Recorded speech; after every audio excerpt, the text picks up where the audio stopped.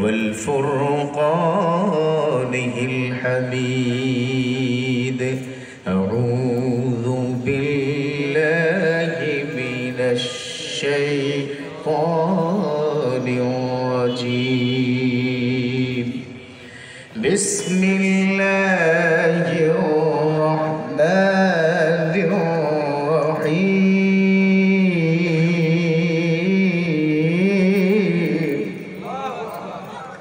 যেখানে আল্লাহর কালাম সেখানে মুসলমান, আর যেখানে মুসলমান সেখানে হবে তাকবীর। কথা বলুন ঠিক কিনা?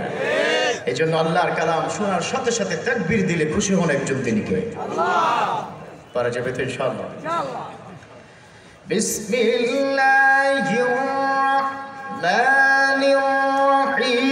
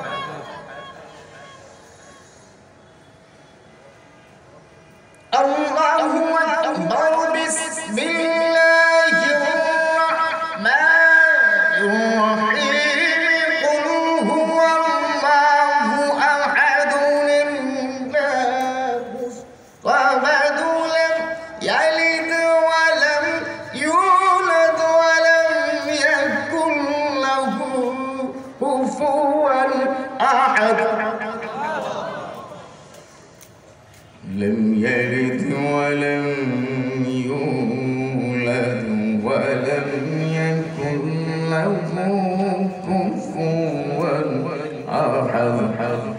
صدق الله العظيم. وقال أيضا إن الله وملائكته يصلون على النبي يا أيها الذين آمنوا صلوا عليه وسلموا تسليما. اللهم صل على وعلى آل محمد كما صليت على إبراهيم وعلى آل إبراهيم إنك حميد مجيد.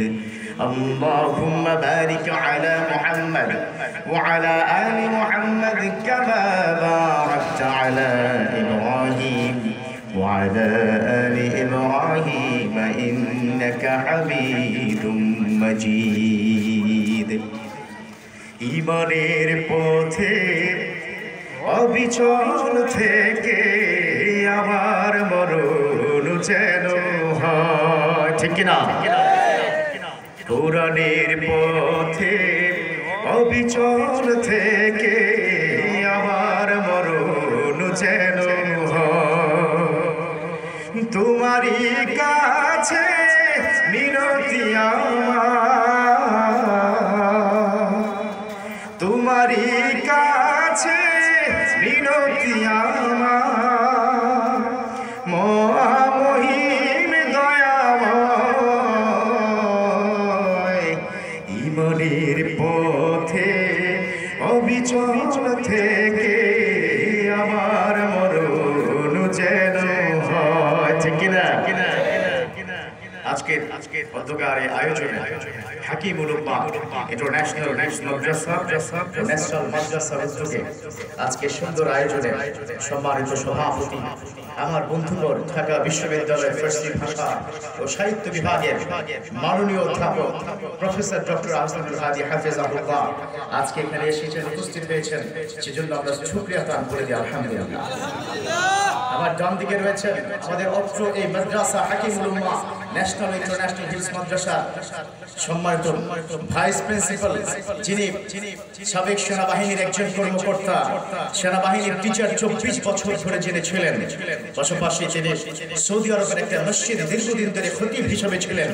আমরা তাকে সেখান থেকে নিয়ে এসেছি একজন প্রখ্যাত আলেম, সে হাফেজ মাওলানা আলহাজ নুরুল্লাহ হাফেজাহুল্লাহ, তিনি আজকে এখানে উপস্থিত রয়েছেন। বাঁ দিকে রয়েছেন আপনারা যাকে চিনেন, তিনি আমাদের এই প্রতিষ্ঠানের ঐতিহ্যবাহী চরমোনাই সেই মাদ্রাসা থেকে তিনি মাওলানা পাশ করেছেন, বিশিষ্ট আলেমে দ্বীন মাওলানা আরিফুল ইসলামের আব্বাজান আমার বাঁ দিকে রয়েছেন। আল্লাহ পাক মঞ্চে যারা রয়েছেন এবং সামনে যারা রয়েছেন সকলের জন্য আমি দোয়া করি এবং শুরুতেই আল্লাহর শুকরিয়া জ্ঞাপন করব, চিৎকার করে পড়ে দিই আলহামদুলিল্লাহ। আবার শুনতে চাই, আমাদের শুকরিয়া জ্ঞাপন করতে হবে একজনের, তিনি কে? সকালবেলা শুকরিয়া চলবে কার? সন্ধ্যাবেলা শুকরিয়া চলবে কার? ঘুম থেকে উঠে শুকরিয়া চলবে কার? অফিসে গিয়ে শুকরিয়া চলবে কার? ঘুষ খাওয়ার সময় শুকরিয়া চলবে কার? এটা করা যাবে? ঘুষ খাওয়ার সময় শুকরিয়া চলবে না, এটা সঠিক, কিন্তু বিগত 16 বছর ধরে অনেকে মাথায় টুপি দিয়ে কিন্তু ঘুষ খেয়ে চলে কথা বলতে। মাহে রমজানে এরকম একজন বিশিষ্ট ঘুষখোর বেটা টেবিলের সামনে বসেছে, সামনে ফাইল, তখন তার পিএ বলেছে, sir file is ready, no problem, whenever you sign it here you will get money, we are ready for that.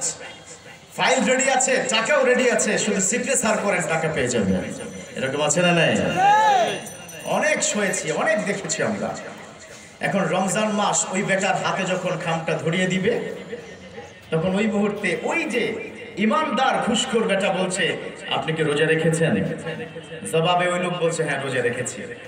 আমাকে দেখলে কি মনে হয় আমি কি রোজা রাখি নাই? স্যার দেখলে তো মনে হয় আপনিও রোজা দেন। রমজান মাস চলছে, তুমিও রোজা রেখেছো, আমিও রোজা রেখেছি, আমার হাতে ঘুষটা দিয়ে কি নাপাক করবা? ড্রয়ারটা টান দিয়ে বলে, ড্রয়ারে দাও, ড্রয়ারে দাও। এদেরকে বলা হয় ওরে বাটপার, ঠিক কিনা? বিগত 16টা বছর ধরে 1 কোটি টাকার টেন্ডারে 90 লক্ষ টাকা পাচার করেছে, মাত্র 1 লক্ষ টাকায় কাজ করেছে বাংলার জমিনের, কথা বলো ঠিক কিনা? কিন্তু দেশের মানুষ সচেতন হয়েছে, বুঝতে শিখেছে, এই জন্য আর এই দেশে ঘুষ দুর্নীতি চলবে না, কথা বলছে। এই জন্য শুকরিয়া জ্ঞাপন করবো কার? সুদ খাবার সময় করা যাবে নাকি? করা যাবে না। স্পষ্ট বিশ্বনবীর হাদিস, বুখারীর হাদিস, তিনি বলেছেন, আর রাশি আল মুরতাশি কিলাহুমা ফিন্নার, আর রাশি আল মুরতাশি কিলাহুমা ফিন্নার, those people are related with the loans action, they have to go to the hellfire. যারা এই লোন সেকশন অর্থাৎ সুদ কিংবা ঘুষের সাথে জড়িত থাকবে তাদেরকে আল্লাহর জাহান্নামে যেতে হবে, কথা বলে ঠিক কিনা? এজন্য সব সময় শুকরিয়া জ্ঞাপন করবো কার? কেন করবো না? Right now a lot of people they are struggling a lot with the cancer in hospital. এই মুহূর্তে আপনার অনেক রিলেটিভস রয়েছে যারা এই মুহূর্তে হসপিটালের বেডে কাতরাচ্ছে। মা তার সন্তানের ছোট্ট শিশুকে কোলে নিয়ে হসপিটালের বারান্দায় চোখের পানি ফেলছে। বাবা আইসিইউতে, সন্তান বাইরে পায়চারি করছে, কিন্তু আল্লাহ বলছেন না, তোমাদেরকে অসুস্থ করি নাই, হাকিমুল উম্মাহ ইন্টারন্যাশনাল ন্যাশনাল মাদ্রাসা রুজুকে মাহফিলে তোমাদেরকে সুস্থ অবস্থা আমি এনেছি। সেজন্য আবার কণ্ঠে কণ্ঠ মিলিয়ে চিৎকার করে পড়ে দিই আলহামদুলিল্লাহ। আল্লাহর কথা বললে কি কোনো ভয় আছে? এক সময় ছিল কোরআনের কথা বলতে পারতাম না, অনুমোদন লাগতো, ওই থানায় গিয়ে ঘন্টার পর ঘন্টায় গিয়ে বসা হতো। এখন থানার মানুষ এখানে আসবে, কথা বলে ঠিক কিনা? কোরআনের কথা বলবো, কার কথা? আল্লাহর কথা। আল্লাহর কথা, আল্লাহর দিনের এই সুন্দর এই সমাজের মধ্যে চলবে, চলতে থাকবে কিয়ামত পর্যন্ত, কথা বলে ঠিক কিনা? এজন্য শুকরিয়া জ্ঞাপন করা দরকার আছে। রব্বুল আলামিন বলেন, ইন শাকারতুম লাযীদান্নাকুম ওয়া লাইন কাফারতুম ইন্না আযাবি লাশাদীদ।